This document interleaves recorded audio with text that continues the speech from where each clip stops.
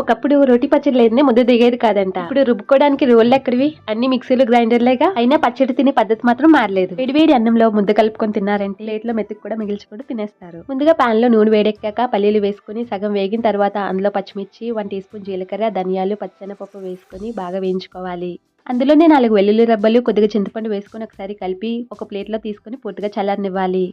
అదే పాన్ లో 200 గ్రామ్స్ వరకు టమాటా ముక్కలు, కొద్దిగా సాల్ట్ వేసుకుని సాఫ్ట్ అయ్యేంత వరకు వేయించుకోవాలి. ఒక కొత్తిమీర కట్టను కాడలతో సహా వేసుకుని 2 నిమిషాలు ఉడికించారంటే బాగా మెత్తపడుతుంది. పచ్చివాసన అంతా పోయాక పూర్తిగా చల్లారనివ్వండి. ముందుగా ఫ్రై చేసిన పల్లి, పచ్చిమిర్చి ఒక మిక్సీ జార్ లో వేసుకుని రుచికి సరిపడా సాల్ట్, కొద్దిగా వాటర్ వేసుకుని మెత్తగా గ్రైండ్ చేసుకోవాలి. ఉడికించిన టమాటా, కొత్తిమీర కూడా వేసుకుని బరగ్గా గ్రైండ్ చేసుకోవాలి. కడాయిలో కొద్దిగా ఆయిల్ వేసి వేడెక్కాక అందులో 1 టీ స్పూన్ ఆవాలు, మినపప్పు, కరివేపాకు, వెల్లుల్లి, ఎండుమిర్చి వేసుకుని దోరగా వేయించుకోవాలి. చివరిగా కొద్దిగా పసుపు వేసుకుని పచ్చడంతా వేసుకుని కలుపుకుంటే ఇంకంతే ఎంతో టేస్టీ అండ్ హెల్దీగా ఉండే కొత్తిమీర టమాటా పచ్చడి రెడీ అయిపోయింది. మీకు కూడా నచ్చితే ఒక లైక్ అండ్ సబ్స్క్రైబ్